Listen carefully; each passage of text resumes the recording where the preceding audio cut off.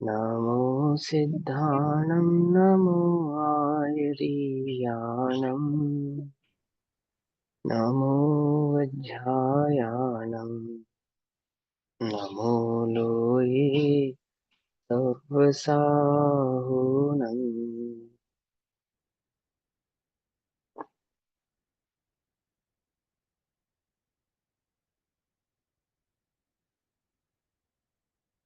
नमः समय साराय स्वानुभूत्याचिकासते चित्स्वभावाय भावाय सर्वभावान्तरच्छिदे।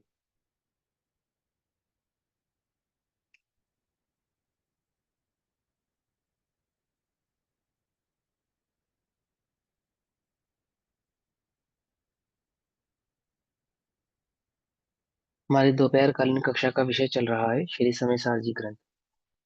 श्री समय सारजी का स्वाध्याय हम सभी आचार्य अमृतचंद्र देव द्वारा रचित आत्मख्याति टीका के माध्यम से कर रहे हैं। आत्मख्याति टीका पेज नंबर 626, कलश नंबर 277। अज्ञान दशा में आत्मा अपने स्वरूप को भूलकर राग द्वेष आदि में प्रवृत्ति करता था। अज्ञान स्वभाव को पहचान कर राग द्वेष आदि का भाव कर अपने चित्त चैतन्य स्वरूप में स्थित हुआ है।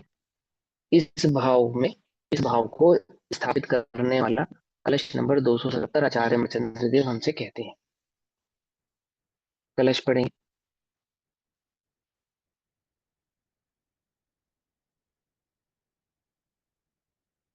यस्मादवदेतं भूत्यपुरा स्वयपरयो भूतं यतोऽत्रान्तरन् रागद्वेष परिग्रहे सति यतो जातं क्रियाकारकैः भुञ्जाना च यतो न भूतिरखिलन् खिन्ना क्रियायाः फलम्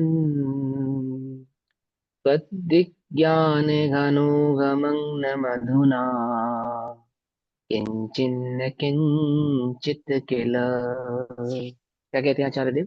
जब स्वरूप को नहीं जानता था, अज्ञान दशा थी। सबसे पहले तो ये समझो, अज्ञान माने क्या? अज्ञान कोई अन्य वस्तु है और ज्ञान कोई अन्य वस्तु है? तो ऐसा तो नहीं है। ज्ञान का ज्ञान स्वभाव को नहीं जानना ही अज्ञान है, बस। ठीक है ना? अपने चित्त में ज्ञान के संदर्भ में कल्पना और अज्ञान के संदर्भ में क्या कल्पना है? कल्पना यानी मिथ्या बुद्धि। एवं प्रवर्तमान ज्ञान को तो क्या मानते हैं? अशुद्ध। और शुद्ध ज्ञान की कल्पना करते हैं कि कहीं बाहर से मुझे किसी शुद्ध ज्ञान की प्राप्ति होगी, अथवा कोई शुद्ध ज्ञान मेरे चित्त में भीतर में जन्म लेगा तो मेरा ज्ञान शुद्ध होगा। अथवा इस प्रवर्तमान ज्ञान को निर्मल करने का क्या प्रयास करते हैं कि हम कुछ महीने ब्रह्मचर्य से रहेंगे, काम क्रोध कषाय आदि नहीं करेंगे, है ना, खूब अच्छे से स्वाध्याय करेंगे, रात्रि भोजन आदि का त्याग करेंगे, पानी छान कर पिएंगे, तो हमारा ज्ञान क्या हो जाएगा? निर्मल हो जाएगा, ऐसा है ना? तो उल्टा नहीं ग्रहण करना। ये बात तो सही है कि ज्ञानी के चित्त में जब ज्ञान स्वभाव की प्राप्ति होती है तो लक्षण तो उसकी यही है कि वो कषाय आदि भाव में प्रवृत्ति नहीं करता, पाप आदि भावों की प्रवृत्ति नहीं करता, पर आदि परिणामों में आसक्त नहीं होता। परंतु ज्ञान को निर्मल करने का ये लक्षण नहीं है। तो क्या लक्षण है? ज्ञान स्वभाव की सिद्धि, ज्ञान स्वभाव को पहचाने तो ये पाए, ये जाने, ये प्राप्त होता है कि ज्ञान तो पहले से ही निर्मल था, अर्थात ज्ञान तो मात्र ज्ञान ही था और पर भाव का मिश्रण करके पर को नहीं मानकर अज्ञान दशा को प्राप्त हो रहा था। तो आचार्य देव हमसे कहते हैं यस्मात, जिससे, अर्थात जिस पर संयोग रूप बंध पर्याय जनित अज्ञान से, जिस अज्ञान के कारण, क्या था अज्ञान? मैं भिन्न हूं और परद्रव्य भिन्न है, शरीर भिन्न है, द्रव्यक्रम भावक्रम नोक्रम भिन्न है। तो ज्ञान स्वभाव और पर पदार्थ को एक करके जो द्वैतपना स्थापित किया, द्वैत करा अर्थात बुद्धि में तो अद्वैत किया पर दो को मिलाया, द्वैत किया मतलब दो को मिलाया। तो क्या मिलाया? कि प्रथम तो स्वपर्यो द्वैतम अभूत, अभूत अर्थात अपना और पर का द्वैत हुआ। मेरा और पर का क्या हुआ? मिलना हुआ। कैसे मिलना हुआ? मेरे ज्ञान के कारण, मेरे ज्ञान के कारण मेरा और पर का द्वैत भाव हुआ, यानी कि मिलना हुआ। अर्थात स्वयं पर के मिश्रित पनारूप भाव हुआ। कैसा परिणाम उत्पन्न हुआ? मुझे जो राग द्वेष का परिणाम है वो किसका परिणाम है? को मिश्रित परिणाम कह रहे हैं। स्वयं और पर के मिश्रित पन्ने के परिणाम का नाम ही अज्ञान है। राग द्वेष और मिथ्यात्वादी मोहवादी परिणाम है।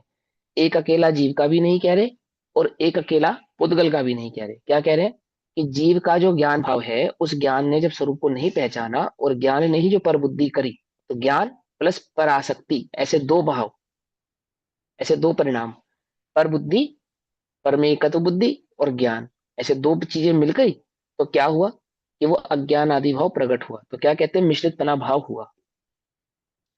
मिश्रित इसलिए कह रहे हैं ना, अकेला जीव का कहेंगे तो स्वभाव हो जाएगा, और अकेला पुद्गल का कहेंगे तो जड़ को भी करना चाहिए। समझ में आई बात, नहीं समझ में आई? अकेला जीव का परिणाम कहें तो क्या दोष आता है, ये सिद्धों के अर्यंतों के भी होना चाहिए, स्वभाव होना चाहिए। और अकेला पुद्गल का कहें तो क्या दोष आता है कि वह पुद्गल जो चैतन्य के भाव के साथ नहीं है, ऐसा जड़ पदार्थ भी राग द्वेष करते करना वाला होना चाहिए। है क्या, दोनों बातें सही है क्या? नहीं है। तो राग द्वेष को किसका परिणाम कहें हम, वास्तव में किसका परिणाम कहें? कि मिश्रित परिणाम है। समझे नहीं समझे? मिश्रित परिणाम। अब कंफ्यूज नहीं होना, कर्ता कर्म और निमित्त नैमित्तिक दो कथन होते हैं ना। तो जीव का अज्ञान भाव जीव के राग द्वेष आदि का कारण है, पर के कारण नहीं होता। ये बात भी समझने वाली बात है। परंतु पर की संयोग दृष्टि किए बिना भी नहीं होता, है ना। अपनी दृष्टि करे तो नहीं होता है, और पर के संयोगिक भाव की दृष्टि किए बिना राग द्वेष उत्पन्न होता नहीं है। इसलिए किसको इसको क्या कहते हैं, मिश्रित भाव कहते हैं। पकड़ में आ रही बात, नहीं पकड़ में आ रही है ना? अपने को राग द्वेष है या नहीं है? यह है, क्यों है? क्यों है? स्वभाव की खबर नहीं है, और बुद्धि या उपयोग पर आश्रित है, उसके कारण है। कर्म क्यों दे के कारण है ना। हम तो अज्ञाता है, हम तो राग द्वेष के करता नहीं है। और राग द्वेष तो अपनी समय की पर्याय से उत्पन्न होते हैं और चले जाते हैं, और मैं तो ज्ञाता रहता हूँ। ऐसा ही है ना। ऐसा छल ग्रहण नहीं करना, बात बिल्कुल सत्य है वो, कि स्वयं समय की पर्याय से उत्पन्न होता है और होकर चला जाता है, और जीव उसका ज्ञाता ही रहता है, करता नहीं होता। परंतु जीव के अज्ञान भाव का कर्ता कौन है? कौन है? जीव स्वयं जीव है। हाँ, समझ में आई बात। हाँ, ये राग समझने वाली एक बात है। राग वाली बात बताना, आपने क्या बोला कि जो राग भाव हुए वो अपनी तत्समय की योग्यता से स्वयं हुए। हाँ, और तत्समय की योग्यता से उत्पन्न होने वाली पर्याय है, और तत्समय की योग्यता के आधार से उत्पन्न होकर विलीन हो जाती है ने। ज्ञान ज्ञान स्वभाव से ही स्थिर रहता है, ये बात सत्य है। लेकिन जो ज्ञान स्वभाव को जानता है ना, उनके लिए सत्य है। जो ज्ञान स्वभाव को नहीं जानते उनके लिए, बोलो ये भैया। कैसी है? जिसको हीरे का लक्षण नहीं मालूम, नहीं मालूम, उसके पास हीरा पड़ा है, तो बात तो सही है, हीरा है वो। लेकिन वो हीरा उसके किस काम का? वो तो उसे कांच समझता है। बात समझी नहीं? हीरे की अपेक्षा से देखने पर तो हीरा ही है, उसमें आपत्ति नहीं है। भले ही उसको उसका वो पारखी नहीं है, उसको जानने वाला नहीं है, परंतु जिसके पास वो है उसको क्या लाभ है उस हीरे से? वो तो उसे कांच ही समझ रहा है ना। ऐसे ही ये बात तो पक्की है कि राग द्वेष आदि मोह आदि परिणाम वो तत्समय की योग्यता से उत्पन्न होते हैं और होकर चले जाते हैं। जीव कोरा ज्ञाता ही रहता है, ये बात पक्की है, इसमें कोई दो राय नहीं है। परंतु उस ज्ञान स्वरूप को जानता है क्या? ऐसा ज्ञाता तो अनादि से है, ऐसा ज्ञाता तो एक इंद्रिय भी है। तो बोलो, वह एक इंद्रिय सुखी है या दुखी है? दुखी है या दुखी है? दुखी है, क्यों? ज्ञान स्वभाव है, वो तो ज्ञाता होना चाहिए। दुखी कैसे है? दुखी कैसे है? ज्ञान तो स्वभाव उसका नहीं स्वभाव नहीं है, अज्ञान का। है, तो उपाय करे या नहीं करे कुछ? हाँ, करना चाहिए। क्या उपाय करेगा? एक इंद्रिय क्या उपाय कुछ करेगा? नहीं कर सकता वो। मैं नहीं कर सकता, पर जो कर सकते हैं वो तो कर नहीं सकते कर हैं। सकते। हाँ, हम भी नहीं कर सकते। वो क्यों? वेद ज्ञान नहीं कर हम भी सकते? नहीं कर सकते। हाँ, यही तो बात है, हम भी नहीं कर सकते। लेकिन लेकिन लेकिन क्या कहते हैं आचार्य देव, कि जीव क्या कर सकता है? ज्ञानाद अन्यत करोति किम। तो हम क्या कर रहे हैं? हम तो क्या? सिर्फ ज्ञान ही कर रहे हैं। क्या कर रहे हैं? कि मैं ज्ञान स्वभाव ही हूँ, इस भाव का ज्ञान कर रहे हैं। इसका निर्णय होवे उसको, है ना, निर्णय का जो पुरुषार्थ है। तो जीव का जो पुरुषार्थ है वो भी ज्ञानमय है, ये है बात। जो मेरा पुरुषार्थ है ना, वो भी ज्ञानमय है, ये समझाने के लिए है ये बात।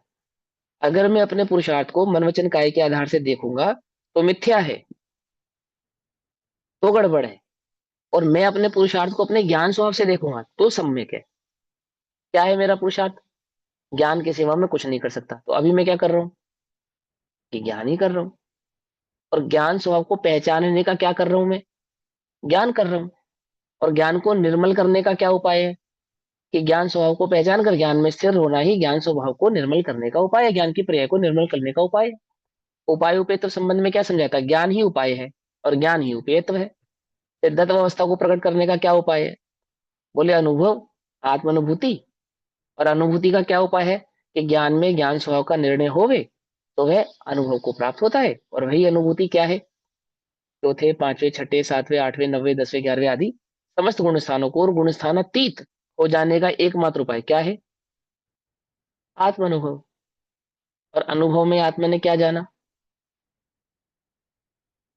यही तो जाना, आत्मज्ञानम स्वयं ज्ञानम ज्ञान अदन्यत करोति किम। यही तो जाना, और थोड़ी कुछ जाना, है ना? तो देखो कहते हैं यस्मात् मिश्रपना रूप भाव हुआ। मिश्रपना समझ में आया ना क्यों हुआ?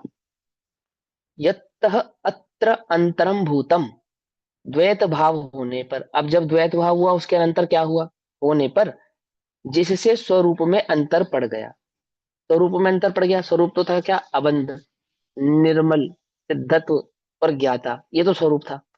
अब इसमें अंतर पड़ गया, क्या हो गया? बंध स्वरूप, संसारी, दुखी, ये अंतर पड़ गया, है ना? यथा राग द्वेष परिग्रह सती, और स्वरूप में अंतर पड़ने पर जिससे राग द्वेष का ग्रहण हुआ। स्वरूप में अंतर पड़ने से अर्थात स्वरूप की दृष्टि छूटने से क्या हुआ? राग द्वेष आदि का ग्रहणपना हुआ। अब इससे ये अर्थ मत निकालना कि पहले स्वरूप में स्थित था और बाद में स्वरूप में अंतर पड़ा। वो तो स्वभाव समझा रहे हैं कि अज्ञानी का कैसा भाव है कि पराश्रित बुद्धि होने पर अज्ञान के कारण पर में द्वैतपना करके मैंने ऐसी मिश्र भाव उत्पन्न हुए, राग द्वेष आदि के भाव उत्पन्न होते हैं।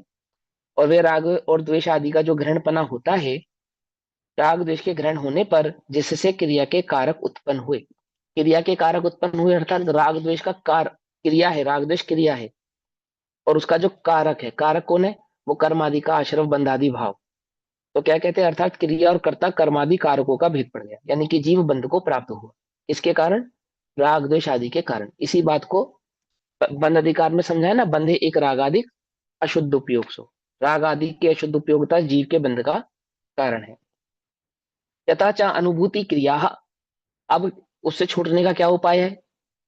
यतः च अनुभूति ही क्रिया अखिलम फलम भुंजाना खिन्ना, अर्थात कारक उत्पन्न होने पर जिससे अनुभूति क्रिया के समस्त फलों को भोगती हुई खिन्न हो गई। कारक उत्पन्न होने पर अर्थात कर्मादि के बंधादि को होने के कारण, राग द्वेष आदि होने के कारण क्या हुआ? खिन्नता हुई, अनुभूति में खिन्नता हुई, अर्थात आत्म अनुभव जो आत्म वैभव था उसमें खिन्नता हुई, यानी कि सुख में बाधा पड़ी, चैतन्य भाव में बाधा पड़ी। फिर क्या हुआ? तत्व विज्ञान घन ओग मगनम, वह अज्ञान अब विज्ञान घन के समूह में मगन हुआ। वह अज्ञान भाव जो पर में आसक्त हो रहा था वो पराशक्ति छोड़कर अब स्वभाव में मगन होता है, अर्थात ज्ञान रूप में परिणमित हुआ है। अधुना किला किंचित न किंचित, इसलिए अब वह सब वास्तव में कुछ भी नहीं है। वह सब मतलब आश्रम, वन, संवर, निर्जरा, ये वास्तव में कुछ भी नहीं। क्या है? एक ज्ञान भाव ही अब रह गया है। पर संयोग से ज्ञान ही अज्ञान रूप परिणमित हुआ था। अज्ञान कहीं पृथक वस्तु नहीं थी, इसलिए अब वह जहां ज्ञान रूप परिणमित हुआ है, हुआ कि वहां वह अज्ञान कुछ भी नहीं रहा। ठीक है ना? अज्ञान का कोई भी भाव नहीं रहा। अज्ञान भाव से संबंधित जितने भी भाव थे वो कुछ नहीं रहे। कब? जब ज्ञान ज्ञान स्वभाव में परिणत हुआ तब। अज्ञान के निमित्त से राग द्वेष क्रिया का कर्तृत्व, क्रिया के फल का, सुख दुख का भोक्तत्व आदि भाव होते थे, वे भी विलीन हो गए। समय जी की ही भाषा में समझे तो अज्ञान के कारण क्या होती थी? कर्ता बुद्धि होती थी और भोक्ता बुद्धि होती थी। तो वही ज्ञान चेतना कर्म चेतना और कर्मफल चेतना रूप प्रवृत्त होती थी। अब उसने जो ज्ञान स्वभाव को जाना तो कर्म चेतना और कर्मफल चेतना का तो हो गया अभाव, और क्या रह गया? एक ज्ञान चेतना भाव मात्र वहां पर रह गया। एकमात्र ज्ञान ही रह गया है। एकमात्र ज्ञान कहने का मतलब एकमात्र ज्ञान गुण नहीं। एकमात्र ज्ञान कहने का क्या तात्पर्य है? अनंत पूछो। धर्मात्मक, अनंत गुणात्मक। हाँ, ऐसा होने पर भी ज्ञान भाव ही क्यों कहते हैं उसको? ध्रुव है, ये भी बिल्कुल सही है। कल लेकिन आदि हो एक भी नहीं रहा, राग द्वेष भी नहीं रहा। एकमात्र ज्ञान ही रह गया है। क्योंकि ज्ञान से ही तो इसको थोड़ा, जानने में आ रहा है, इसीलिए हाँ, एक मतलब में राग ज्ञान द्वेष ही है। छूटेगा वहां पे। देखो अब वो सारी बातें जो आप कहते हो ना, ये जितनी भी बातें आप कहते हो बिल्कुल करेक्ट है, आपकी बातें गलत नहीं है ना। लेकिन एक भी दृष्टि जहां जानी चाहिए वो समझो। एक ज्ञान भाव कहने के पीछे का क्या कारण है कि अनंत के अनंत गुण एक ज्ञान भाव रूप होकर ही जानने में आएंगे। एक पूरा का पूरा जो आत्म द्रव्य है ना, वो एक ज्ञान भाव होकर ही ज्ञान का विषय बनता है। एक चैतन्य भाव होकर ही ज्ञान का विषय बनता है। बात समझ में आती है ना। सुख भी, चारित्र भी, है ना, दर्शन भी, वीर्य भी, जो चैतन्य के अनंत गुण हैं, वे अनंत के अनंत गुण कैसे हैं? एक ज्ञान भाव वाले ही हैं, अलग अलग हैं, ऐसा मत समझ लेना कि ज्ञान दर्शन सुख वीर्य चैतन्य आदि सब ज्ञान है, ऐसा नहीं कह रहे हैं।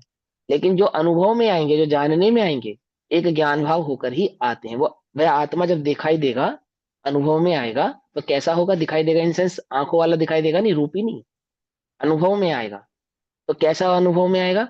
एक चैतन्य ज्ञायक भाव मात्र ही अनुभव में आएगा, अन्य कुछ नहीं, अन्य कुछ नहीं, है ना। तो उसको एकमात्र ज्ञान ही रह गया है, ऐसा कहा है। ठीक। इसलिए अब आत्मा स्वपर के त्रिकालवर्ती भावों का ज्ञाता दृष्टा होकर जानते देखते ही रहो। अर्थात अब केवल ज्ञान प्रकट होने के बाद क्या कर रहा है? त्रिकालवर्ती पर्याय का ज्ञाता दृष्टा ही है। अब ये आपने अपेक्षाकृत जो कि बात है। ज्ञान को लिया है वो ज्ञान अनंत गुणों की अपेक्षा से लिया है, मतलब उसके जो पर्याय वाले भाव होते हैं वो चीज नहीं ली। मुझे आपका प्रश्न समझ में नहीं आया।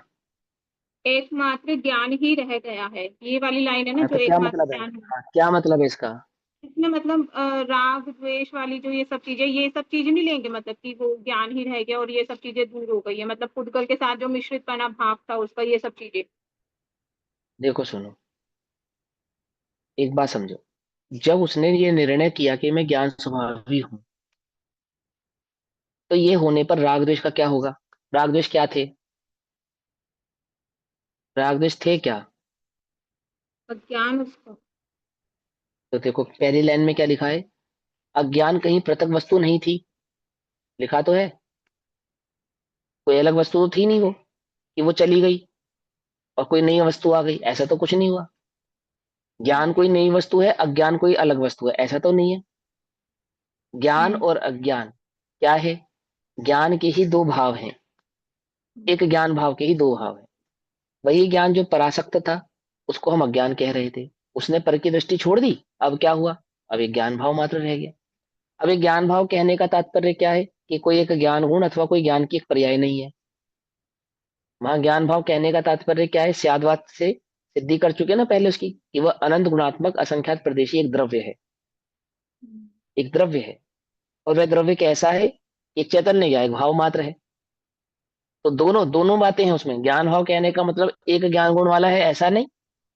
चैतन्य मात्र और रह गया एक, बस। और एक चैतन्य ज्ञायक भाव का अनुभव है, ऐसा भी, दोनों बात। ठीक। इसलिए अब आत्मा स्वपर के त्रिकालवर्ती भावों का ज्ञाता दृष्टा होकर जानते देखते ही रहो, क्योंकि जानन भाव है ना, और वहां पे जानन भाव का लक्षण एकमात्र है सुपर ज्ञान ही प्रकाश। रह गया, इसका भाव फिर से स्पष्ट करना भैया एक बारी, जो आप बताते हो ना, मैं मेरे माइंड से स्किप हो रहा है उसका अर्थ वापस। देखो, हम क्या बताते हैं? आचार्य देव बताते हैं। हम्म, आचार्य बता रहे हैं ज्ञान का स्वभाव हाँ, चारे ज्ञान से। मात्र ही रह गया।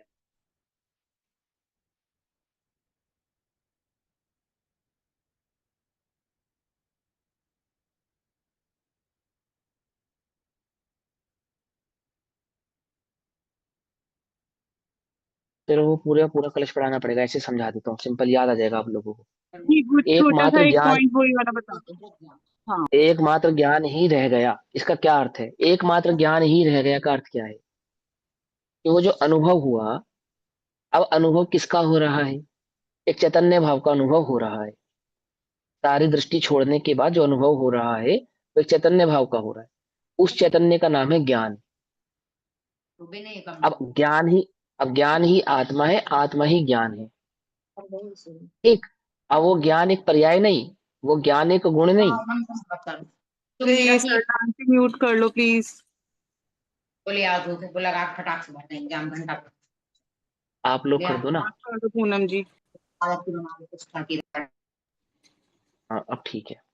इसीलिए तो ये जो वीडियो ऑफ करके बैठते हो ना आप लोग, इसलिए मैं थोड़ा सा इसको वो कहता हूँ, क्योंकि क्या है ना, लगता है कोई देख तो रहा ही नहीं है, तो यहाँ वहाँ उपयोग भटकता है, फिर वो क्लास भी डिस्टर्ब हो जाती है ना। चलो कोई बात नहीं, अब सुनो। हाँ तो एक ज्ञान मात्र, एकमात्र ज्ञान ही रह गया है। एकमात्र ज्ञान ही रह गया है, तात्पर्य यह है जो आत्म अनुभूति में प्रकट होगा ना, आत्मा अनुभव से जो जाना जाएगा वो चैतन्य भाव मात्र है, और वो चैतन्य भाव मात्र का ही नाम ज्ञान है।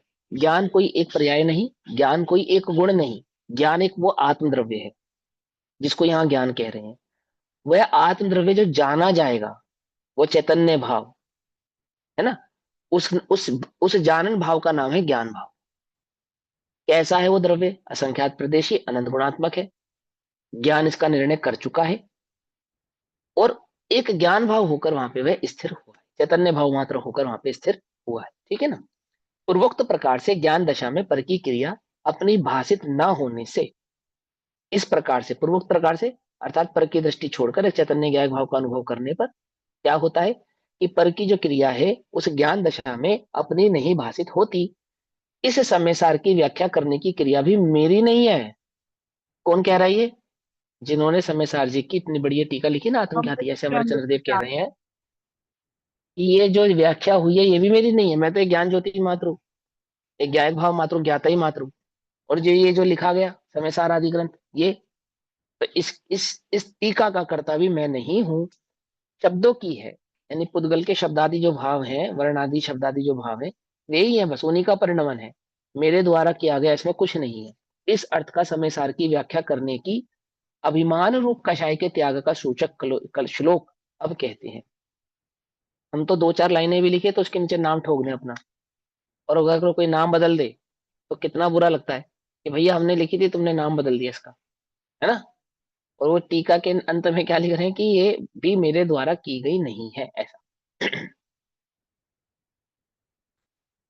श्लोक नंबर या कलश नंबर 278। शक्ति संसूचित वस्तु तत्वै व्याख्या समयस्य शब्दैः स्वरूपगुप्तस्य न किञ्चिदस्ति कर्तव्यमेवामृतचन्द्रसूरैः। स्वशक्ति संसूचित वस्तु तत्व शब्द है, जिनने अपनी शक्ति से वस्तु के तत्व यथार्थ स्वरूप को भली भांति कहा है, ऐसे शब्दों ने क्या कहा? शब्द क्या कहते हैं? जिन्होंने इस वस्तु के स्वरूप को भली भांति कहा है, एक प्रकार से कहा है, ऐसे इन शब्दों ने, किसने कहा है? शब्दों ने कहा है, मैंने नहीं कहा। आईवासन में अभी इस समय कहने का कर्ता कौन है? मैं हूं या शब्द है? सुनने का कर्ता कौन है? तुम हो, है, या उपयोग परिणाम है? समझे ना। अब उपयोग और मैं तो अलग अलग नहीं है, लेकिन इसमें एक बात समझने वाली है कि जो जीव का वास्तविक परिणाम है, जो मेरा वास्तविक परिणाम है, वो तो है जानन भाव। तो शब्दों का जो उच्चारण होता है, उस उच्चारण का मैं ज्ञाता हूं। वो उच्चारण जो तुम्हारे जानने में आते हैं उसके तुम ज्ञाता हो। पकड़ में ही बात नहीं, समझ में आई, है ना। कहने वाला मैं नहीं, करने वाला मैं नहीं। क्यों नहीं मैं कहने वाला और करने वाला? कि मैं कहना तो कुछ और चाहता हूँ, बहुत कुछ चाहता हूँ, सब कुछ तो नहीं कह पाता हूँ। जितना मैं जानता हूं उतना कह नहीं पाता हूँ, जितना मैं समझता हूँ उतना कह नहीं पाता हूँ, है ना। और कई बार कहने का परिणाम कुछ और होता है, भूल जाते हैं, शब्द उच्चारित नहीं होते, अथवा शब्दों में त्रुटि हो जाती है, सुंदर नहीं निकलते। ऐसा होता है या नहीं होता है? मैं करता कहाँ हूं इसका? अपनी अपनी क्रियावती शक्ति से वो स्वयं प्रणमित होते हैं। कहते हैं स्वशक्ति, स्वशक्ति स्वसंचित संसूचित वस्तु तत्व शब्द है, जिसने अपनी शक्ति के वस्तु के तत्व अर्थात यथार्थ स्वरूप को भली भांति कहा है, ऐसे शब्दों ने, शब्दों की अपनी शक्ति है, वो अपनी शक्ति शक्ति से कहा है।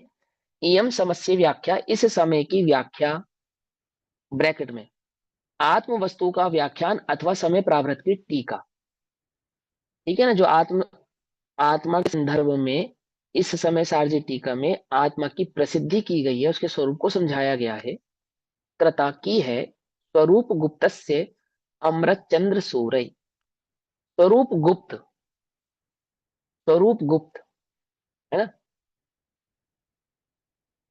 एक एक चैतन्य ज्ञायक भाव में जो गुप्त है, अर्थात जिन्होंने अपने स्वद्रव्य, स्वक्षेत्र, स्वकाल और स्वभाव का उल्लंघन नहीं किया है। ठीक है ना। स्वरूप गुप्त, अपने स्वरूप से जो बाहर नहीं आए हैं, जिन्होंने अपने स्वरूप का त्याग नहीं किया है, गुप्त है अर्थात स्थित है। अमूर्तिक ज्ञान मात्र स्वरूप में गुप्त ठहरे हुए अमृत चंद्र सूर्य का इसमें किंचित एव कर्तव्यम नास्ति, कुछ भी कर्तव्य नहीं है।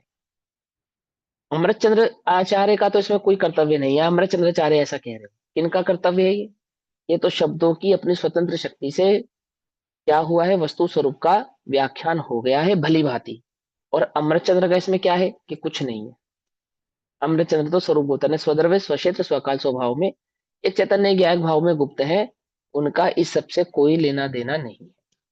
शब्द तो पुद्गल है, वे पुरुष के निमित्त से वर्ण पद वाक्य रूप से परिणमित होते हैं, इसलिए उनमें वस्तु स्वरूप को कहने की शक्ति स्वयमेव है।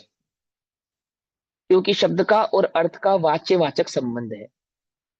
शब्द का और अर्थ का, शब्द और शब्द का जो भाव है उसमें क्या संबंध है, वाच्य वाचक पना है। माने शब्द कहते हैं अपने भाव को, शब्द पढ़ने से शब्द अपने भाव को स्वयं ही क्या कर देते हैं, प्रेषित करते हैं। इस प्रकार द्रव्य श्रुति की रचना शब्दों ने की है, यही बात यथार्थ है। द्रव्य श्रुति की रचना किसने की है, शब्दों ने की है। अभी 2-3 दिन क्लास पहले हमने पूछ समझा था ना, द्रव्य श्रुति की स्कंद आदि की रचना कहाँ होती है, कैसे होती है, सबने समझा था ना। और जो भाव श्रुति की रचना है वो कहाँ हुई है,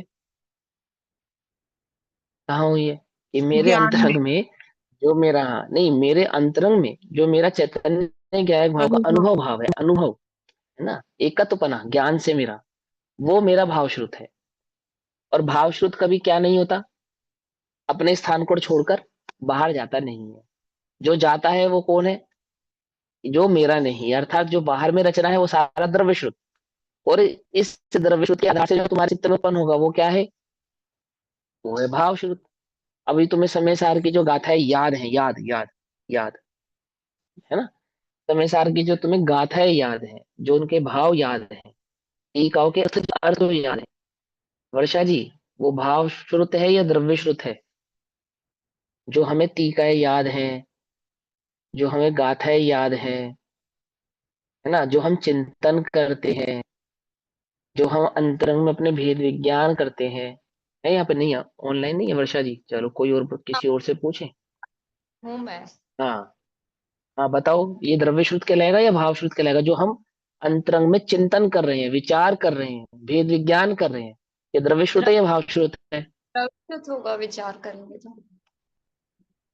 तत्वों का विचार कर रहे हैं ना, तो क्या कहलाएगा ये, द्र- विचार यदि ज्ञान कर रहे हैं तो ज्ञान भावश्रुत है, और यदि हम उनको मन में सोच रहे हैं, मतलब द्रव्य मन से सोच रहे हैं, तो द्रव्यश्रुत होगा वो। ऐसा नहीं कि पूरा द्रव्य मन से पूरा सोच रहे हैं। द्रव्य है उनका। हाँ, द्रव्य मन नहीं सोचेगा, सोचेगा तो सब कुछ भाव मन ही है ना। द्रव्य भावश्रुत। मन का तो निमित्त है, हाँ जी। द्रव्य मन का तो निमित्त है, सोचने वाला तो, विचार करने वाला तो आत्मा ही है, मन नहीं। मन के निमित्त से, जैसे चश्मे के निमित्त से देखते हैं, चश्मा देखने वाला नहीं है, ऐसे ही मन के निमित्त से विचार विकल्प परिणाम होता है। मन विचार विकल्प और परिणाम करने वाला नहीं है। प्रश्न यह है कि जो मेरे चित्त में जो तत्व संबंधी विचार हैं, तत्व संबंधी विकल्प हैं, तत्व संबंधी परिणाम हैं, क्या वे द्रव्य श्रुत हैं या वे भाव श्रुत हैं, ये प्रश्न है, बस द्रव्य इतना सा। सुख है, द्रव्य सुख है वे, पूरे पूरे द्रव्य सुख है। हाँ, वेरी गुड, बहुत बढ़िया, वो सारे के सारे द्रव्य श्रुत हैं। आई बस समझ में, भाव श्रुत क्या है, ये भाव श्रुत है एकमात्र आत्मा में एकत्वपना। मेरे अपने स्वभाव की जो जो मेरा ज्ञान गुण है, जो मेरा दर्शन गुण है, जो मेरा चारित्र गुण है, उस मेरे दर्शन ज्ञान चारित्र गुण का जो मैं ही आश्रय ले रहा हूं, मेरे दर्शन ज्ञान चारित्र गुण ने किसका आश्रय लिया, जो मेरा ही आश्रय लिया, मेरा ही अनुभव करा। अर्थात ज्ञान ने जब ज्ञान को जाना, वो ज्ञान का भाव श्रुत। जब चारित्र ने स्वयं में स्थिरता प्रकट की तो क्या हुई, चारित्र की भाव श्रुतपना। और श्रद्धा क्या है कि मैंने जो मेरी श्रद्धा उत्पन्न की, जो श्रद्धा भाव उत्पन्न हुआ, वो क्या है? वो है भाव श्रुतपना। इसके सिवा अन्य कुछ भी क्या नहीं है? भाव श्रुत में भाई भाव साहब श्रुत मैं नहीं है। बताऊं कि भाव श्रुत में कोई विकल्प, कोई विचार, कुछ नहीं चलता, सिर्फ रमणता चलती है। उसमें कोई भी बाहर की कोई चीज नहीं आती। अंदर की आत्मा में रमणता चलती है। चाहे वो चारित्र हो, चाहे ज्ञान हो, चाहे दर्शन हो।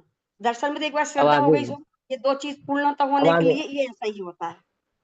अब आगे सुनो, अब आगे सुनो, ध्यान से सुनना। कि जब तक आत्मानुभूति नहीं हुई थी, वो जो विचार, वो जो विकल्प और वो जो परिणाम द्रव्यश्रुत थे, वही विचार, वही विकल्प, वही परिणाम अब भावश्रुत कहलाते हैं। समझ में आई बात? ज्ञानी के समस्त भाव ज्ञानमय कहलाते हैं, अज्ञानी के समस्त भाव अज्ञानमय कहलाते हैं। समझ लो ध्यान से। छठे सातवें गुण स्थानों में भी होने वाला जो परिणाम है, विचार है, वो सब भावश्रुति है। घबराओ मत, डरो मत, चिंता नहीं करो, समझो भाव को, स्वरूप को समझो। जब तक चैतन्य ज्ञायक भाव का अनुभव प्रकट नहीं किया, अनुभव प्रकट करने से पूर्व की अवस्था में चलने वाला ज्ञान में जो तत्व विचार है, वो द्रव्य श्रुति ही है। लेकिन वो आत्मानुभव तो भावश्रुत है ही। आत्मानुभूति के बाद वर्तने वाले सम्यक दर्शन के साथ वर्तने वाला मोक्ष मार्ग से संबंधित समस्त परिणाम, वो भावश्रुति ही है। आई बात समझ में या नहीं समझ में आई? क्यों है भैया वो भावश्रुत? जब जब तक भाई सब क्यों? एक बार अनुभव हो गया, वो अनुभव काल में तो शून्यता हाँ, आ जाती है। जब पूरी तरह शून्यता, हाँ, आत्मा ही रहता है, मतलब उसका उसी में मिला हाँ, हुआ। हाँ, तो हाँ, उसके बाद हाँ, हाँ, वो ये आई, एक पर्याय आई और एक समय की वो छूट गई। उसके बाद जो हाँ, विकल्प चलते हैं, विचार चलते हैं, हाँ, वो वो भी सब भावश्रुत हैं। लेकिन कौन से? लेकिन कौन से? वो जो रत्नत्रय स्वयं के लिए। संबंधी, मोक्ष मार्ग हाँ, स्वयं, संबंधी जो भाव वही मेरे है ना, स्वयं के उसको लिए। भावश्रुत, ठीक। समझे ना? वो जो ठीक। वो जो मोक्ष मार्ग संबंधी विकल्प है, मोक्ष मार्ग संबंधी विचार है ना, स्वरूप संबंधी जो विकल्प है, विचार है, तत्व संबंधी जो विचार और विकल्प है, वो सबके सब भावश्रुत के ही भेद है। समझे या नहीं समझे? क्या समझे? है ना? आचार्य अमृतचंद्र ये शब्दों को द्रव्यश्रुत कह तो रहे हैं, लेकिन आचार्य अमृतचंद्र के चित्त में उत्पन्न होने वाला जो आत्मख्याति का भाव है, जिसका निमित्त पाकर ये शब्द कहाँ से आए? उन शब्दों को रचना में किसी का निमित्त है या नहीं है? इन शब्दों को जो मेरे मुख से निकल रहे हैं, इसमें किसका निमित्त है? निमित्त, निमित्त है या नहीं है? जैसे पानी का गिलास, तो गिलास को पानी का निमित्त होने पर पानी का गिलास कहा। हाँ, ऐसे आत्म परिणाम का निमित्त होगा, आत्म परिणाम का निमित्त है। तो वो आत्म परिणाम द्रव्य श्रुत है या भाव श्रुत है? समझे? हम यदि वो सब ज्ञानी का परिणाम है, यदि वो आत्म अनुभव करने वाले उस ज्ञानी का परिणाम है, तो वो भाव श्रुत है। और यदि वो अज्ञानी का परिणाम है, भले ही वो ऐसा का ऐसा ही क्यों ना हो, तो द्रव्य श्रुत है। तो फिर से समझाता हूँ। तो जैसे जो परिणाम निकले या जो शब्द निकल रहे हैं, तो वो तो पुद्गल का साथ लेके निकल, शब्द वरना पुद्गल, हाँ, हाँ, वो उसका हाँ, साथ सही लेके है। निकल रहे हैं। हाँ, वो सब द्रव्य श्रुत है, शब्द द्रव्य श्रुत है। लेकिन हम्म। शब्द को निमित्त किसका है? मेरा। हाँ, ज्ञान का निमित्त है ना, भाव का निमित्त है ना, हाँ। जीव के हाँ। उपयोग का निमित्त है ना। जीव का जी। वो जो उपयोग है, उस उपयोग में वर्तने वाला जो भाव है, वो सारा भाव श्रुत है। जैसे जैसे समझा जी। देता हूँ, एक सिंपल सी बात समझा देता हूँ। श्रुत केवली होते, श्रुत केवली, श्रुत केवली। तो भाव श्रुत के आधार से श्रुत केवली है या द्रव्य श्रुत के आधार से श्रुत केवली है? भाव श्रुत, भाव श्रुत के हिसाब से। भाव हाँ, तो ये समझे? है। हाँ। हाँ, और भाव श्रुत केवली है ना, और उन्हीं का जो ज्ञान है, व्याख्यान है, जो उच्चरित होगा, वो सारा द्रव्य श्रुत कहलाएगा। बस सिंपल सी बात, उसमें क्या बात है ना? कोई विकल्प करने वाली बात नहीं है। ये जो द्रव्य श्रुत हमारे सामने है, मौजूद है, प्रस्तुत है, ये किसके द्वारा कहा गया है? ज्ञानी, ये श्रुत केवली श्रुत, ज्ञानियों के केवली द्वारा। भड़ी, केवली, केवली बड़िदम, केवली, केवली भड़ी धम। केवली। हाँ, केवली श्रुत केवली बड़िदम है ना। तो केवलियों के चित्त में, केवलियों के ज्ञान में कहो, है ना, वैसे तो वो उपयोग अस्थिर नहीं है उनका, लेकिन उनके माध्यम से जो प्राप्त हुआ, माध्यम से प्राप्त हुआ, तो वहां जो जाना हुआ, वस्तु का स्वरूप जो जाना गया, क्या जाना? वस्तु के स्वरूप पे छह द्रव्य, सात तत्व आदि के स्वरूप को जाना ना। द्रव्य गुण पर्याय के स्वरूप को जाना ना, वो सारा भाव श्रुति है। उसको द्रव्य श्रुति क्यों कहना, कब कहना, कि वो जो पुद्गलादि की रचना है, जो ग्रंथादि की रचना है, वो सारा द्रव्य श्रुत है। लेकिन ये छल ग्रहण मत करना कि मिथ्या दृष्टि द्रव्य श्रुत आदि को याद करने से अपने को भाव श्रुत का ज्ञाता समझ ले, तो बोले ऐसा नहीं है। मिथ्यात की अवस्था में प्राप्त ज्ञान, उपशम ज्ञान टोटल वो द्रव्य श्रुति ही है, भाव श्रुत नहीं है। हाँ, अनुभव प्रकट करने के बाद व्याप्तने वाला चित्त में वही द्रव्य श्रुत का ज्ञान सारा का सारा क्या कहलाएगा, भाव श्रुत कहलाएगा। कौन सी युति लगाई हमने इसके अंदर, कि ज्ञानी के समस्त भाव ज्ञानमय और अज्ञानी के समस्त भाव अज्ञानमय। सिंपल, समझे ऐसा। अब क्या यहाँ क्या कहते हैं, भाई स्वरूप साहब एक गुप्त, बात और हाँ पूछ शब्द, रही हूँ, एक हाँ बात हाँ और बोलो। श्रुत ज्ञान में आया, श्रुत ज्ञान में अंदर से आचार्य श्री के आया और फिर उनने जो श्रुत लिखा या शब्दों से जो बोला, तो मैंने भी वो शब्दों का ग्रहण करा, जब तक तो वो करा, द्रव्य में रहा, और जब मैं उसको मनन हाँ या अंदर ही अंदर कर तो वो भाव श्रुत बन जाएगा। तब भी द्रव्य रहा, लेकिन उसके मनन से जो आत्म अनुभव प्रकट किया, आत्म अनुभव की बात बता रही, चौथे गुण स्थान की बात हाँ पूछ रही हूँ मैं। हाँ, फिर वो सारा भाव श्रुत, हाँ ज्ञानी के समस्त भाव ज्ञानमय, सारे भाव ठीक, ज्ञानमय हो गए अब आपके टोटल A to Z। आप रस्सी को भी सांप कहोगे ना, हम सब में ज्ञान कहेंगे उसको। वो भी सत्य है, वो भी सत्य है। वो भी सब में ज्ञान कहलाएगा, है ना, बिल्कुल उल्टा नहीं बिल्कुल पकड़ना। लोक जी की अपेक्षा से तो मिथ्या ही कहलाएगा, हाँ लेकिन हम जिस ज्ञान स्वभाव की दृष्टि से देख रहे हैं उसकी अपेक्षा से वो समय की कहलाएगा, ऐसा। ठीक, आगे शब्द तो पुद्गल है, वे पुरुष के निमित्त से वर्ण पद वाक्य रूप परिणमित होते हैं, इसलिए उनमें वस्तु स्वरूप को कहने की शक्ति स्वयं ही है, क्योंकि शब्द का और अर्थ का वाच्यवाचक संबंध है। इस प्रकार द्रव्य श्रुति की रचना शब्दों की ही है, यही बात यथार्थ है। आत्मा तो अमूर्तिक है, ज्ञान स्वरूप है, इसलिए वह मूर्तिक पुद्गल की रचना कैसे कर सकता है। इसलिए आचार्य देव ने कहा है कि इस समय प्रावृत की टीका शब्दों ने की है, मैं तो स्वरूप में लीन हूं। आप स्वरूप में लीन थे, तो उस समय हाथ आदि पैरों में उपयोग आदि में कौन वर्त रहा था, है, कौन वर्त रहा था। छलगरन नहीं करना, किस आधार से कह रहे हैं मैं स्वरूप में लीन हूं, स्वभाव की अपेक्षा से कह रहे हैं कि मैंने स्वद्रव्य स्वक्षेत्र स्वकाल स्वभाव को त्यागा नहीं, एक बात, और ज्ञान पुद्गल का करता नहीं, दो बात।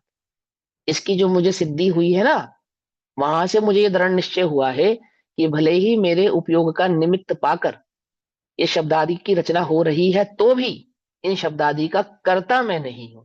पकड़ में ही बात नहीं, पकड़ में ही कर्ता कर्म संबंध से सिखाया ना उन्होंने हमें, तो उस कर्ता कर्म संबंध को यहाँ अप्लाई कर रहे हैं वो तो ध्यान में बैठे थे और आप ही जादू से लिखा जा रहा था, ऐसा नहीं, ऐसा नहीं। लिखने वाले भी वही हैं, कहने वाले भी वही हैं, कोई और नहीं है, तो भी वे उसके कर्ता नहीं है। वे उपज ऐसा भी उन्हीं स्वयं को भी, रहा है, कहने हाँ वे वाले स्वयं भी लिखने वाले, उसको, और उपज भी उन्हीं को रहा है ना, विकल्प भी उन्हीं का आज है, उन्हीं को रहा है। विकल्प भी उन्हीं का है, किसी अन्य का थोड़ी है। ऐसा होने पर भी कैसा, वे उसके कर्ता नहीं है, अपने को उसके कर्ता स्वीकार करते नहीं। एक ये ज्ञानी का लक्षण है। क्या सीखना हमें आचार्यों से, खाली मैं आत्मा हूं ये सीखना, आत्मा हूं ये जानकर क्रोध आदि मान आदि कषाय किस प्रकार से विलीन हो जाते हैं, ये समझना चाहिए। मान आदि कषायों का किस प्रकार से हंत यानी कि नाश हो जाता है ना। अपन तो एक रोटी भी बढ़िया बनाए तो क्या लगता है किसके कर्ता हम हैं, इसके कर्ता हम हैं, इसके कर्ता हम हैं। और मैंने यहाँ बना। आत्मख्याति जैसी टीका को हाँ लिखने वाले क्या कहते हैं, किसके कर्ता हम नहीं है। में आता उसमें है ना, टीका, लिखनादिक वचनादिक क्रिया, क्या है ये, है सब हाँ पुद्गल के खेल, इनमें पुर्ग नहीं के खेल, हमारा। हाँ नहीं हमारो मेल, हाँ उसमें टीका करने में कोई मेरा कोई कर्तव्य नहीं है, कर्तव्य नहीं है यानी कर्तृत्व नहीं है, कर्तापना नहीं है। यह कथन आचार्य देव की निरभिमानिता को भी सूचित करता है।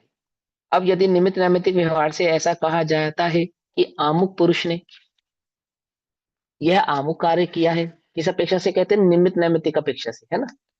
कर्ता कर्म की अपेक्षा से तो वो इसके कर्ता नहीं है, परंतु निमित्त तो नहीं कही है, उसकी अपेक्षा से तो वो इसके कर्ता है। और निमित्त तो कर्ता नहीं होता, उसमें तो आरोप आता है। लेकिन आचार्य देव शब्दों के कर्ता नहीं है, परंतु अपने उपयोग के कर्ता है या नहीं। ज्ञानोपयोग दर्शनोपयोग का कर्ता कौन है, क्या है उपयोग, किसका लक्षण है, उद्गल का या जीव का? जीव का जीव का। लक्षण है बस। और जीव कहाँ है, जहां उसका उपयोग है। कहाँ ढूंढेंगे हम जीव को? जैसे मिठास शक्कर का लक्षण है, तो शक्कर को ढूंढने के लिए कहाँ जाना पड़ेगा? बोले जहां जहां मिठास है वहां शक्कर है। ऐसे ही जीव को ढूंढेंगे तो कहाँ मिलेगा? जहां जहां उपयोग है वहां वहां जीव है। कहाँ है तुम्हारा उपयोग? कहाँ है उपयोग तुम्हारा यानी उपयोग? यहाँ पे भैया, उपयोग यानी है? ज्ञान लेंगे यहाँ पे और उपयोग क्या ले, यानी ज्ञान। आप आप क्या लेना चाहते हो? श्रद्धान। क्यों लेना चाहते हो श्रद्धान? कहाँ लिखा है उपयोग को श्रद्धान, कहाँ लिखा है? ये तो वो देखो सूत्र दीदी है सुनो, ना, जीव उपयोग सुनो उपयोग। सुनो सुनो सुनो, समझाता हूं। ज्ञान और दर्शन का नाम उपयोग है, एक। और श्रद्धान कुछ से उससे कुछ अलग थोड़ी है। ज्ञान दर्शन सुख वीर्य चारित्र का जीव में भेद थोड़ी है। हमने भेद करके कहा है, तुम भेद करके समझना मत। जब हमने कहा उपयोग बाहर है, तो मतलब उपयोग बाहर है, बात खत्म। जीव ही बाहर है ऐसा समझो तुम तो। क्यों? अखंड है ना, अखंड। हाँ ठीक है, सम्यक दर्शन की अपेक्षा से वहां एकत्र हुआ है तो भी उपयोग बाहर जाता है, तो उसको बाहर होने वाला कहते नहीं है। लेकिन वहां कषाय का सद्भाव होगा या नहीं होगा? बिना कषाय के सद्भाव के ज्ञान उपयोग बाहर हो जाएगा? बोलो। चाहे चाहे अनंतानुबंधी की दशा हो और अनंतानुबंधी के अभाव की दशा हो, तो प्रत्याख्यान अप्रत्याख्यान नरसंजुलन जो भी कषाय का सद्भाव है, उसके कारण चारित्र की अस्थिरता ही तो है उपयोग का बाहर होना। उपयोग का बाहर होना वो चारित्र गुण की अस्थिरता ही तो है। और क्या है? समझे या नहीं समझे? अगर चारित्र गुण अस्थिर नहीं होता तो ज्ञानोपयोग बाहर होता? बोलो। ऐसा क्यों हो रहा है भैया? वो तो चारित्र है, ज्ञान में क्यों हो रहा है? अरे अखंड है आत्मा भाई, अखंड है आत्मा, अखंड है वो आत्मा। समझ में बात? नहीं समझ में आई? अलग नहीं है। ठीक चैतन्य का अनुसरण, चैतन्य का अनुसरण उपयोग सब मिलके आ गया। है ना? तो आप क्या समझा रहे थे हम? हाँ, कि चैतन्य कहाँ है, आत्मा कहाँ है, कि जहां उसका उपयोग है। तो यह आचार्य अमरचंद्र का उपयोग के बिना ही लिखा गया। तो निमित्त नैमित्तिक संबंध की अपेक्षा से, तो निमित्त किसका था? आचार्य अमरचंद्र के उपयोग का। और उपयोग के कर्ता तो वो स्वयं ही है, वो तो कोई परद्रव्य नहीं है, शब्द के कर्तव्य नहीं है। शब्द के कर्ता तो पुद्गल ही है। लेकिन वो शब्द जिस निमित्त से लगे, जिस निमित्त से उत्पन्न हुए, वो निमित्त है उपयोग। और उस उपयोग के कर्ता कौन है? वो आचार्य अमरचंद्र देव है। तो उपयोग की अपेक्षा से इस समय सार को करने वाला कौन? इस समय सार की आत्मख्याति टीका को करने वाला कौन? उपयोग की अपेक्षा से वही जीव, वही अमरचंद्र नाम के नाम से विख्यात वही जीव, जिसका उपयोग इसमें लगा था। आई बात समझ में? नहीं समझ में? क्या समझे? कुछ समझे या नहीं समझे? आमुख कार्य किया है। इस न्याय से यह आत्मख्याति नामक टीका भी अमृत चंद्राचार्य की ही है। इसलिए इसके पढ़ने सुनने वालों को उनका उपकार मानना भी युक्त है, क्योंकि इसके पढ़ने सुनने से परमार्थिक आत्मा का स्वरूप ज्ञात होता है, उसका श्रद्धांत तथा आचरण होता है, मिथ्या ज्ञान श्रद्धांत तथा आचरण दूर होता है, और परंपरा से मोक्ष की प्राप्ति होती है। ठीक है ना? परंपरा मतलब दर्शन ज्ञान चारित्र के एक रूप होने वाले अनुसरण के आधार से, रत्नत्रय की परंपरा है वो, रत्नत्रय की परंपरा। मुमुक्षुओं को इसका निरंतर अभ्यास करना चाहिए। इस प्रकार श्री समेसार की, श्रीमद भगवत कुंद कुंद आचार्य देव प्रणीत श्री समेसार परमागम की, श्रीमद अमृत चंद्राचार्य देव विरचित आत्मख्याति नामक टीका समाप्त हुई। समाप्त हुई या शुरू हुई है? कि उनके द्वारा लिखित टीका की अपेक्षा से समाप्त हुई, और हमारे चित्त में उत्पन्न हुई भेद ज्ञान ज्योति की अपेक्षा से उत्पन्न हुई, शुरू हुई। एक बात समझ में? जो मेरा चित्त आपके द्वारा बतलाए गए इस मोक्ष मार्ग, इस वस्तु स्वरूप में रमा है, मेरा उपयोग जो इस ओर गया है, तो मेरे चित्त में तो इस समय सार नामक ग्रंथ की उत्पत्ति हुई है, शुरुआत हुई है। पूर्णता कब होगी? पूर्णता रत्नत्रय कब प्रकट होगी? होने। कल ज्ञान के टाइम। हाँ, पूर्णता है वह सिद्धत्व अवस्था को प्राप्त होकर ही पूर्ण होती है। उससे उसके बीच की अवस्था क्या है? साध्य अवस्था, साध्य अवस्था, उपाय है ना? उपाय हाँ, उपाय, उपाय तो है ना, उपाय उपाय उपेयत, उपेयत तो सिद्धत्व है और ये उपाय है। तो ये जो भेद विज्ञान की ज्योति, अब अभी अभी अभी अभी अभी थोड़ा और रुको, तो वह समय सार की टीका जो यहाँ समाप्त हुई है, अब हम अपने से पूछे क्या हमारे चित्त में उत्पन्न हुई है या नहीं हुई है? है ना? कब कोशिश चल उत्पन्न रही। होती है? हाँ, उत्पन्न नहीं हुई है, वो अनुभव से उत्पन्न होती है। आत्मानुभूति के काल में वो चौथा गुण स्थान जिसको करणान योग स्केल करेगा, है ना, वह आत्मानुभूति के काल में जब मेरा ये ज्ञान भाव है ना, ये एकत्व तो करेगा मुझसे अपने स्वभाव से, तब क्या होती है, वह समय सार नामक व्याख्या शुरू करती होती है। अपूर्ण कब होती है? तो साध्य अवस्था पूर्ण कब होती है? जो केवल ज्ञान के साथ अनंत दर्शन अनंत सुख अनंत वीरे, केवल ज्ञान नहीं, अनंत दर्शन अनंत सुख अनंत वीरे भाव को प्रकट करने वाली उस सिद्धत्व अवस्था के साथ पूर्ण होती है। ठीक। अब पंडित जयचंद्र जी भाषा टीका पूर्ण करते हुए कहते हैं, जो हिंदी टीका है ना पंडित जयचंद्र छाबड़ा जी की, वो कहते हैं, कुंद कुंद मुनि की यो गाथा बंद प्राकृत है। हिंदी है, सिंपल है। आचार्य कुंद कुंद देव ने प्राकृत की गाथा की है। कुंद कुंद मुनि की यो गाथा बंद प्राकृत है, प्रावृत समय शुद्ध आत्म दिखावनु। इस आत्मा को दिखावने अर्थात अनुभव कराने के लिए, दिखाना मतलब अनुभव कराना। सुधा चंद्र, सुधा माने अमृत, अमृत का ही पर्यायवाची शब्द है सुधा। सुधा चंद्र सूरी करी संस्कृत टीकावर आत्मख्याति नाम यथा तथ्य भावनु। देश की वचनिका में लिखी जाए चंद्र पढ़े, संक्षेप अर्थ अल्प बुद्धि को पावनु।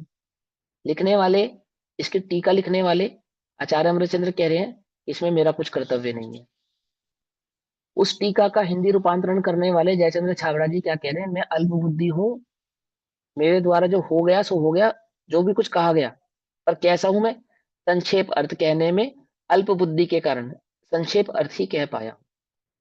लिखने वाले तो कह रहे हमने किया नहीं, कुछ भाषा वचनिका वाले कह रहे हैं हम अल्प बुद्धि वाले हैं, परंतु इसको पढ़ने वालों को, हमको ऐसा भ्रम हो गया है कि हम तो कैसे हैं, है? अमोघ ज्ञानी है, अमोघ, समझे? है कोई विश्व में जो हमसे टक्कर ले सके? हमसे पूछो, हम बताते तुम्हें समय सार में क्या लिखा है? देश की वचनिका में लिखी जाए चंद्र पढ़े, संक्षेप अर्थ अल्प बुद्धि को पावन। पढ़ो सुनो मान लाए शुद्ध आत्मा लखाए, लखाए माने देखना, देखना माने अनुभवना। पढ़ो सुनो मन लाए शुद्ध आत्मा लखाए, ज्ञान रूप गहो चिदानंद दर्शावनु। समय सार अविकार का वर्णन, समय सार अविकार का वर्णन करण सुनंत, द्रव्य भाव नो कर्म तजी आत्म तत्व लखंत। इस प्रकार इस समय प्राभृत अथवा समय सार नामक शास्त्र की आत्मख्याति नाम की संस्कृत टीका की देश भाषा में वचनिका लिखी है। इसमें संस्कृत टीका का अर्थ लिखा है और अति संक्षिप्त भावार्थ लिखा है, विस्तार नहीं किया है। क्यों नहीं किया है? हम कर तो सकते थे, हमने किया नहीं है, ऐसा नहीं, विस्तार करने की हमारी सामर्थ्य नहीं है, जितना जान पाए उतना कह पाए, ऐसा। ठीक है ना? संस्कृत टीका में न्याय से सिद्ध हुए प्रयोग हैं, यदि उनका विस्तार किया जाए तो अनुमान प्रमाण के 5 अंग पूर्वक प्रतिज्ञा हेतु उदाहरण उपनय और निगम पूर्वक स्पष्टता से व्याख्या करने पर ग्रंथ बहुत बढ़ जाएगा। यहाँ कह रहे हैं कि वहां जो न्याय आदि को प्रसंग को प्रस्तुत किया है, यदि उस न्याय को, जो न्याय हमारे पास उपलब्ध है, व्याकरण आदि भाव जो हमारे पास उपलब्ध है, वो सारे के सारे वहां बताए जाते, तो ग्रंथ का कलेवर बहुत ज्यादा बढ़ जाता। इसलिए आयु बुद्धि बल और स्थिरता की अल्पता के कारण जितना बन सका उतना संक्षेप से प्रयोजन मात्र लिखा है। इसे पढ़कर भव्यजन पदार्थ को समझना, पदार्थ को समझना, पदार्थ के परमार्थ को समझना। इसी अर्थ में हीनाधिकता हो, ये समझना ध्यान से, क्या लिखा है? इसी अर्थ में हीनाधिकता हो तो बुद्धिमान जन भूल मूल ग्रंथ अनुसार जैसा हो वैसा यथार्थ समझ लेना। क्या समझे? हमने कहा है वो तो हो ही नहीं सकती। नहीं कि पंडित जी वो आमुक ग्रंथ में ऐसा लिखा है। भैया हम अपनी अनुभूति से बता रहे ऐसा ही है। जो हम वो जो वहां जो लिखा है ना उसको छोड़ दो, हम जो बता रहे हैं वो सुनो। कुछ बात समझ में आ रही है जी मैं क्या कहना चाह रहा हूँ आपको? क्या कह रहे हैं? हीना दिखता हो तो हो सकती है ना। क्यों हो सकती है? क्योंकि अपने को पर्याय का विवेक है, अपने को पता है कि अपना जो ज्ञान है कोई बहुत विशेष ज्ञान नहीं है। पहली बात तो है उपशम ज्ञान, तो उसमें भी मिथ्या बुद्धि, उसमें भी हजारों संकल्प विकल्प। कुछ बात समझ में नहीं? और थोड़ी बहुत जो रुचि उत्पन्न हुई कैसी है, अंश मात्र भी नहीं है ये। राई का दाना तो दिखता है, उसका भी अनंतवा भाग समझो। जो बुद्धि अपने को प्रकट है, जो ज्ञान अपने को प्रकट है, अनंतवा भाग भी बहुत अधिक बता रहा हूं। क्या कहा? उसका अनंतवा भाग जो कहा ना वो भी बहुत अधिक बता रहे हैं। बुद्धिमान जन मूल ग्रंथानुसार जैसा है वैसा यथार्थ समझ लेना। इस ग्रंथ के गुरु संप्रदाय का अर्थात गुरु परंपरागत उपदेश का विच्छेद हो गया है। मतलब जिस परंपरा से ग्रंथ हमारे पास उपलब्ध है, आचार्य कौन कौन देवी वो परंपरा उसका विच्छेद हो गया। इसलिए जितना हो सके उतना यथाशक्ति अभ्यास हो सकता है। तथापि जो स्यादवाद में जिन मत की आज्ञा मानते हैं उन्हें विपरीत श्रद्धा नहीं होता। यदि कहीं अर्थ को अन्यथा समझना भी हो जाए तो विशेष बुद्धिमान का निमित्त मिलने पर वह यथार्थ हो जाता है। किसी अर्थ का अगर अन्यथा समझना भी हो जाए तो विशेष बुद्धिमान का योग मिलने पर उसका यथार्थ जो अर्थ होता है वो समझ में आ जाता है। जिन मत के श्रद्धालु हठग्राही नहीं होते। क्या कहा? जिन मत के श्रद्धालु क्या नहीं होते? हठग्राही नहीं होते। क्या मतलब है इसका? क्या मतलब है इसका? देवी देवता दिहाड़ी के आगे भी झुक जाते हैं, उदय कुगुरु शास्त्र के आगे भी झुक जाते हैं, और ज्यादा हट नहीं करते। मिथ्या को भी स्वीकार कर लेते हैं, सम्यक को भी स्वीकार कर लेते हैं। ये है इसका अर्थ है। जिन मत के श्रद्धालु हठग्राही नहीं होते का मतलब यह है कि आगम आदि के आधार से, आगम आदि के संदर्भ में, आगम आदि का जो ज्ञान उनको प्राप्त होता है उस ज्ञान में यदि कोई त्रुटि होती है और उस त्रुटि का सुधार यदि आगम आदि के आधार से कोई अन्य जन करता है तो उसको सहजता से स्वीकार कर लेते हैं। है ना? पंडित टोडरमल जी ने भी कहा, गुरुदेव ने भी कहा, और आचार्यों ने गाथा भी लिखी। कहाँ पे लिखी है? धवला में। क्या है कि कोई सम्यक दृष्टि जीव किसी आगम की किसी मान्यता के आधार मान्यता में, सिद्धांत में कोई अन्य मान्यता रखता हो और कोई जीव आकर उसको आगम का प्रमाण देकर ये बतलावे कि ये बात ऐसे नहीं ऐसे है, तो वह उसे झट स्वीकार कर लेता है। यदि स्वीकार नहीं करे तो मिथ्या दृष्टि है। क्या कहा? सम्यक दृष्टि का लक्षण क्या है? आगम का प्रमाण पाकर सहजता से स्वीकार कर लेता है। उसको यहाँ पे कहते हैं कि श्रद्धालु हठग्रही नहीं होते, हटाग्रही नहीं होते। अब अंतिम मंगल के लिए पंच परमेष्टि को नमस्कार करके शास्त्र को समाप्त करते हैं। मंगल श्री अरहंत घातिया कर्म निवारे, मंगल सिद्ध महंत कर्म आठों पर जारे, आचारज उवझाय मुनि मंगलमय सारे, दीक्षा शिक्षा दे भव जीवन कुतारे, 28 मूल गुण धार जे सर्व साधु अनगार है, मैं नमु पंच गुरु चरणन को मंगल हेतु करार है। जयपुर नगर माही तेरा पंथ शैली बड़ी। तेरा पंथ की शैली बड़ी मतलब शैली का मतलब क्या है यहाँ पे? शैली का मतलब है समूह। शैली का मतलब यहाँ पे समूह है। ठीक है ना? ग्रुप। जैसे कहते हैं ना हमारे यहाँ पे गोष्ठियां चलती है, गोष्ठियां गोष्ठियां होती है। तो पहले गोष्ठी को कहते थे शैली। प्राचीन नाम है गोष्ठी का शैली, शैलियां चलती थी। तो क्या कहते हैं? जयपुर नगर माही तेरा पंथ शैली बड़ी, बड़े बड़े गुनी जहां पढ़े ग्रंथ सार हैं। बड़े बड़े गुणी अर्थात बहुत गुण के धारी जी वहां पे ग्रंथ के सार को, ग्रंथों के सार को अर्थात ग्रंथों के मर्म को पढ़ते हैं, सुनते हैं, समझते हैं। बड़ी शैली मतलब वहां पे बड़ी बड़ी गोष्ठियां होती है, बड़े बड़े आयोजन होते हैं धर्मों के। जो धर्म के पिपासु जीव होते हैं वहां इकट्ठे होकर, ग्रुप इकट्ठा होकर इस प्रकार का स्वाध्याय करता है। जय चंद्र नाम में हूँ तिमी में अभ्यास कीचू। अब जयचंद्र जी ने कहाँ से सीखा? इन्हीं शैलियों में जा जाकर, है ना, इन्हीं शैलियों में पढ़ पढ़कर उन्हें ग्रंथ को पढ़ने का, उसके अर्थ को निकालने का, उसके भाव को समझने का कुछ अभ्यास हुआ, ऐसा कह रहे हैं। जय चंद्र नाम मैं हूँ, तीनी में अभ्यास की चुकियो बुद्धि सारु धर्म राग ते विचार है। समय सार ग्रंथ ताकि देश के वचन रूप, भाषा करी पढ़ो सुनो करो निर्धार है। आपा पर भेद जानी, हे त्यागी उपादेय, गहो शुद्ध आत्म को यह बात सार है। बस यही एक बात सार है, जो हे है उसको त्याग दो, जो उपादेय उसको ग्रहण कर लो। और उपादेय में क्या है? आत्मभाव, उसको ग्रहण कर लो। संवत्सर विक्रम तनु अष्टादश शत और 64 कार्तिक बदी दशे पूर्ण ग्रंथ सुठोर। डेट लिख दी उन्होंने कि जब उस ग्रंथ की जो टीका भाषा टीका पूरी हुई। इस प्रकार श्रीमद् भगवत कुंद कुंदाचार्य देव प्रणीत समय प्रावृत नामक प्राकृत गाथा बद्ध परमागम की श्रीमद् अमृत चंद्राचार्य देव विरचित आत्मख्याति नामक संस्कृत टीका अनुसार पंडित जयचंद्र जी कृत संक्षेप भावार्थ मात्र देश भाषा में वचनिका के आधार से श्री हिम्मत लाल जेठालाल शाह कृत गुजराती अनुवाद का हिंदी रूपांतरण समाप्त हुआ। और इसी भावना के साथ हम सभी से विराम लेते हैं। सभी को जय जिनेन्द्र। ओम नमः सिद्धेभ्यः। निज निधि निज में बताई, यह अनंत उपकार है, उसके लिए जिनवाणी माँ को वंदना शतबार।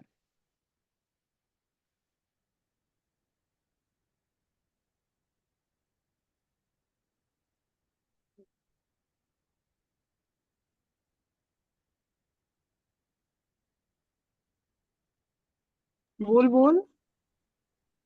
एक पेज और है तो क्या अभी लास्ट में? हाँ, साधक दृष्टि का विचार ना, साधक जी की दृष्टि। चलिए इसके बाद क्या चालू कर रहे हैं भाई साहब, क्या ले रहे हैं? साधक इस जी टाइम की दृष्टि भी भैया पढ़ने तो पढ़ लो एक बारी, अच्छा है ये पॉइंट, मतलब आप सेल्फ ही लोग रीड कर पढ़ो। लेंगे हम सेल्फ रीड कर लेंगे।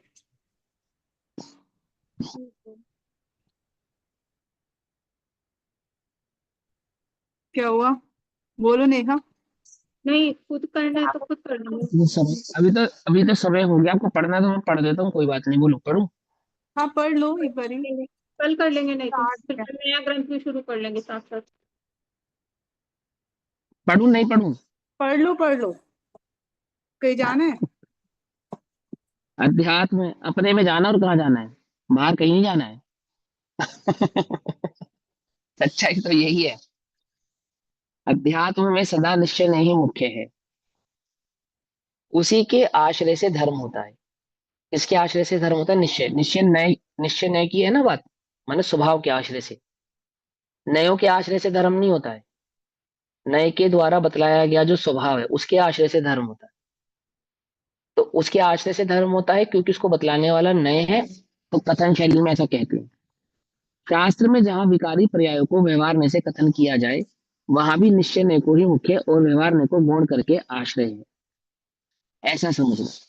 क्योंकि पुरुषार्थ द्वारा अपने में शुद्ध पर्याय प्रकट करने अर्थात विकारी पर्याय टालने के लिए सदा निश्चय नय ही आदरणीय है। निश्चय नय ही आदरणीय, फिर समझ लो, वस्तु स्वरूप ही आदरणीय है, नय आदरणीय नहीं है।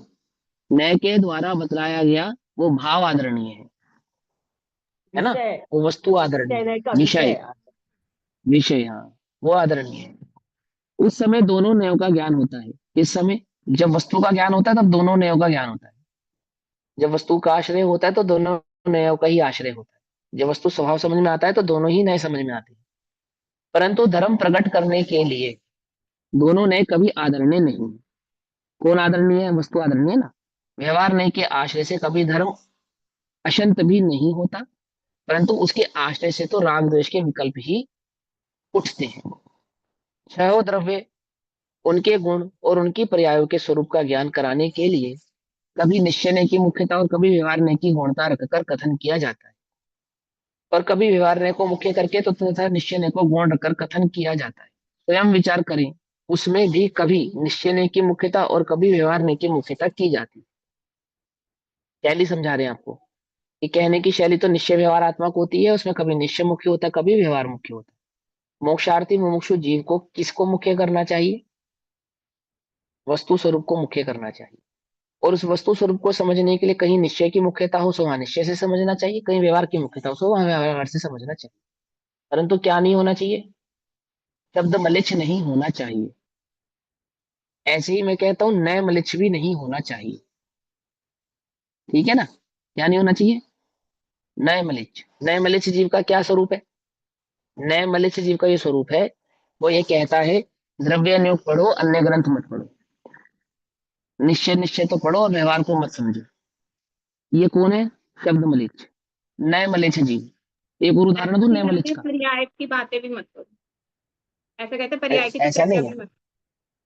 नहीं ऐसा नहीं। अब नए मलिच्छ का मतलब देखो, निश्चयभाषी नए मलिच्छ है, सीधी सीधी बात। निश्चयभाषी जीव क्या है? वो नए मलिच्छ ही तो है ना?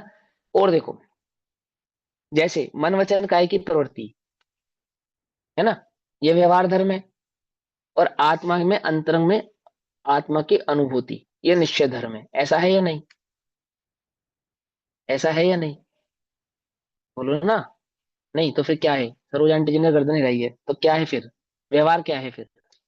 जो मन वचन काया की प्रवृत्ति है वो तो व्यवहार का भी व्यवहार है। हाँ, फिर व्यवहार क्या है? आत्मा में रमणता का प्रयास करना व्यवहार है। वो भी व्यवहार नहीं है। लोक दर्शन ज्ञान चरित्र भेद रूप व्यवहार होता है। अनुभव के बाद की दशा व्यवहार है, और हाँ, जो बाहर का अनुभव। मन वचन काया होता है वो व्यवहार का भी व्यवहार है। हाँ, सब कुछ गड़बड़ है ये सब जो हमारे विचार है ना, ये सब गड़बड़ है एकदम। सबसे पहला नियम याद करो, सबसे पहला नियम, नयों का नियम ये है कि वस्तु की परिरूपणा में लगेंगे, वस्तु में नहीं लगेंगे। पहला नियम ये है। तुम सारे के सारे वस्तु में घटा रहे हो, टोटल के टोटल वस्तु में नहीं घटेंगे। जब हम वस्तु वस्तु स्वरूप को समझाएंगे तब लगेंगे। पहला नियम तो ये है। अब दूसरा नियम, जो निश्चय सापेक्ष होगा वो व्यवहार होगा। अर्थात जो निश्चय का परिचायक होगा। सापेक्ष का कहने का मतलब है जो निश्चय को दर्शाने वाला होगा, वो व्यवहार होगा। समझे नहीं समझे? क्यों? अब आत्मा कैसा है? रूपी है या अरूपी है? अरूपी है। आत्मा सूक्ष्म है या स्थूल है? सूक्ष्म है। उस अरूपी और उस सूक्ष्म आत्मा की दशा को कौन बतलाता है? कौन बतलाता है? करनानी योग। करणानी। तो करणानी हुआ व्यवहार। आई बात समझ में? और उस करणान योग का जो परिचायक है, परिचायक है अर्थात उस स्थिति भाव को समझाने वाला है। जैसे वहां पे परिणामों को समझाते ना, अच्छे और बुरे परिणामों को समझाते ना, उन परिणामों को बदलाने वाला करणान योग है। तो बात समझ में नहीं आई? या अभी समय लगेगा समझने में। सुनो, मैं इसको पूरा कर देता हूँ, फिर कभी समझाऊंगा। अध्यात्म शास्त्र में भी जिस जीव की विकारी पर्याय जीव स्वयं करता है, इसलिए होती है, और वह जीव का अनन्य परिणाम है। अनन्य मतलब जीव से कोई अलग परिणाम नहीं है। कौन सा? जीव की विकारी पर्याय जीव से कोई अलग परिणाम नहीं है। ऐसा व्यवहार ने से कहने में समझने में आता है, परंतु वहां प्रत्येक समय निश्चय ने एक ही मुख्य तथा आदरणीय है, ऐसा ज्ञानियों का कथन है। मतलब स्वभाव ही आदरणीय है, ये कहना कथन है। शुद्धता प्रकट करने के लिए कभी निश्चय ने आदरणीय है और कभी व्यवहार ने आदरणीय है, ऐसा मानना वह भूल है। तीनों काल अकेले निश्चय नय के आश्रय से ही धर्म प्रकट होता है, ऐसा समझना चाहिए। निश्चय नय की विषयभूत आत्मद्रव्य को का आश्रय लेने से ही, अर्थात स्वभाव का आश्रय लेने से ही क्या प्रकट होता है? धर्म प्रकट होता है। और स्वभाव को समझने के लिए निश्चय नय की शैली को समझना पड़ेगा। ठीक है? ऐसा साधक जीव प्रारंभ से अंत तक निश्चय की ही मुख्यता रखकर व्यवहार को गौण ही करते जाते हैं। इसलिए साधक दशा में निश्चय की मुख्यता के बल से साधक को शुद्धता की वृद्धि ही होती जाती है और अशुद्धता चलती ही जाती है। इस प्रकार निश्चय की मुख्यता के पूर्ण बल से केवल ज्ञान होने पर वहां मुख्य गुणपना नहीं होता और नय भी नहीं होता, अर्थात नयातीत हो जाता है। अर्थात वहां पे फिर नयों का कोई पक्षपात रहता नहीं। ऐसा ही साधक जीव की दृष्टि का स्वरूप समझ। ओम नमः शिवाय। जय जैन सभी को। कल प्रवचन सारजी स्वाध्याय शुरू करना है ना? प्रवचन सारजी